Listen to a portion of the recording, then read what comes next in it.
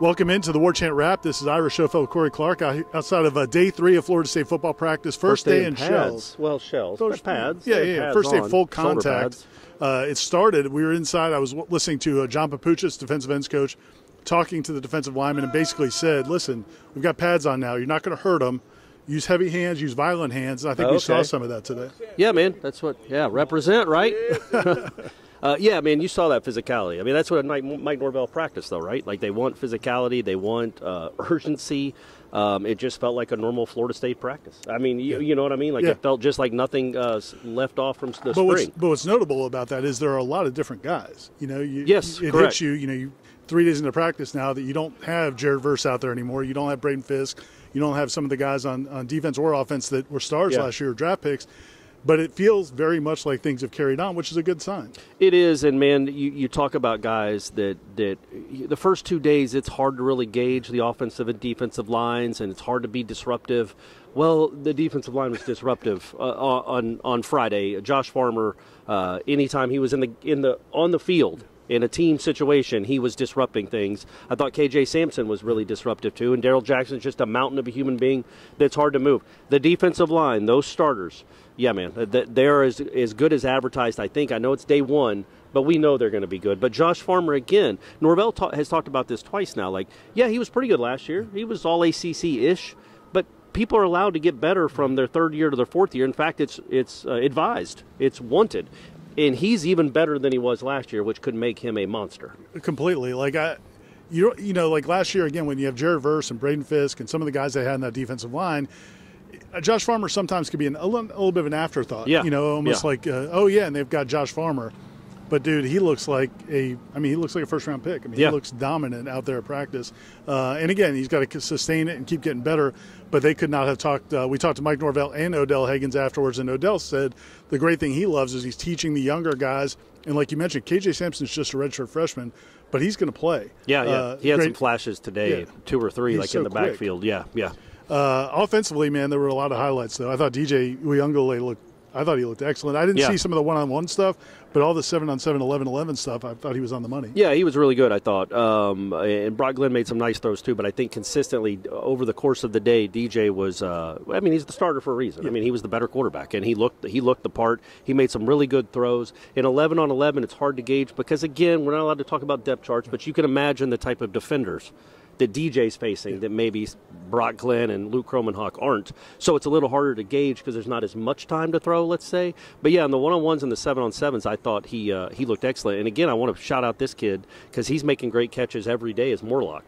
I think there's a connection developing between DJ and Morlock. That's a kind of a go-to guy, it seems. And he made a really nice catch over the kid from Alabama, Sean Murphy, is that his name? With good coverage, by the way. It was a really good coverage by Murphy, just a great catch by Morlock, man, and he's made a few of those. But, yeah, I thought DJ was the sharpest today. Hakeem made a couple of nice catches, maybe celebrated a little too much for Norvell's liking on one of them. But, yeah, he made some really nice catches, and kind of is making it was good to see. It was a good bounce-back day for him because you're going to need – I think as we keep going in these practices and stacking them on, Malik is going to be a guy. He's a starter. Yeah. Who's going to be the other 2 guys? Portier had a really nice day, and Hakeem made a couple big plays. Yeah, Kentron Portier had maybe the play of the day. I think it was from DJ where Kentron got behind. I mean, he's going up against the best of the best. He got behind AZ, and Shaheem Brown's coming over the top. And, I mean, he put it in perfectly. Kentron makes a play, but Kentron had to get open. Great throw, too. Yeah, but it was a really good catch. It was a great throw. I mean, everything about it was great. The coverage wasn't bad, but it was a beautiful throw and catch. And the catch right on the sideline, for like 40 yards. That's a really nice play, man. It was good. Yeah. I mean, huge. And it's got to be a confidence builder because, again, you're doing it against maybe two of the best corners, or one of the best corners and one of the best safeties that you're going to see all season. And overall, I just think, again, when you look at what this team is going to be, it's the first day in pads, so we can start judging the line of scrimmage a little bit. They're going to be a good running team, I think. Oh, yeah, no question. You know what I mean?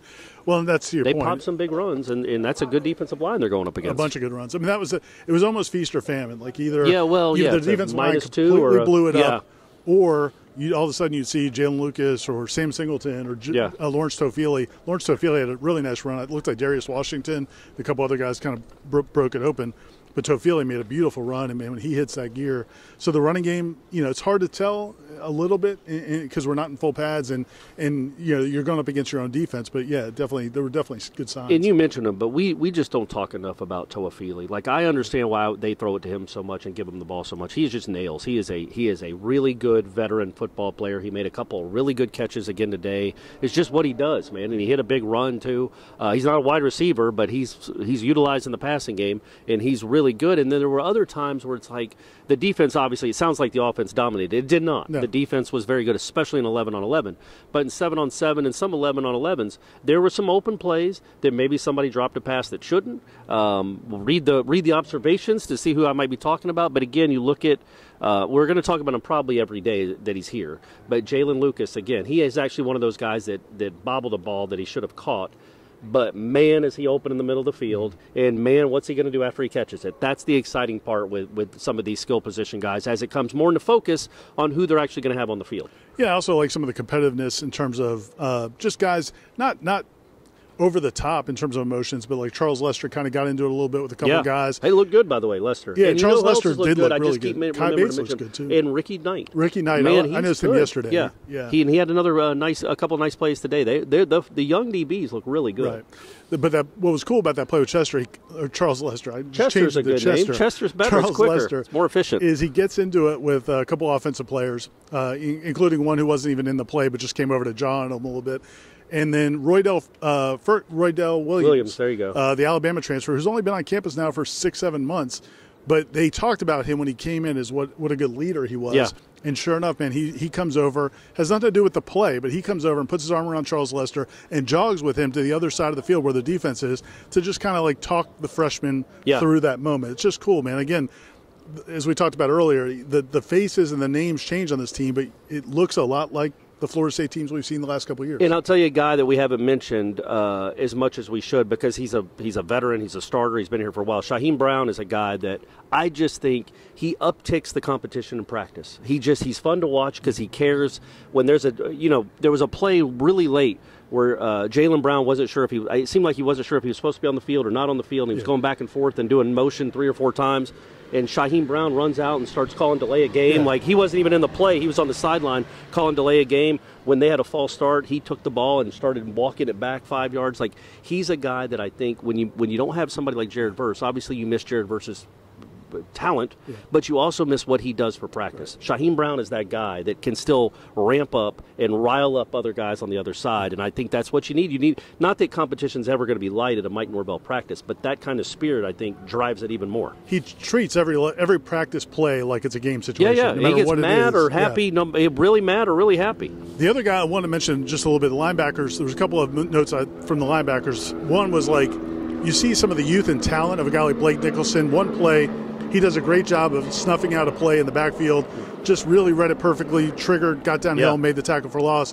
And then the next play, they break a long run, and it looked like he got blocked pretty well, like he kind of hit the wrong spot and got blocked. So you see some of that. You see a really nice play, but then a learning opportunity. That's the learning curve. And again, we always want to stress that all these guys are learning as they go. A guy like Blake Nicholson, we think theoretically, and Avo certainly will be, he'll be better in Ireland than he is right now because you're growing and you're getting better. But we get to watch practice, so we get to see the growing pains that some of these guys go through. And you see it with all the receivers too. Like what I talked about, Hakeem, I didn't think had a good day at all yesterday. He came back and had a better day today.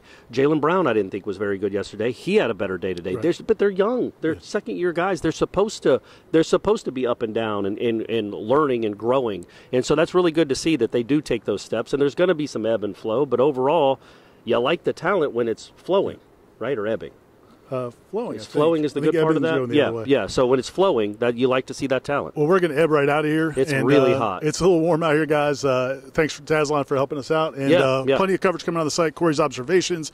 We'll have a story about Josh Farmer and how dominant he was today and how he's taking this game to another level. Plenty of other coverage as well. The Noles are off tomorrow, but we're not. Stay tuned to warchant.com. Well said. We'll have plenty of coverage throughout the weekend into Sunday's practice as well. Wrap it up.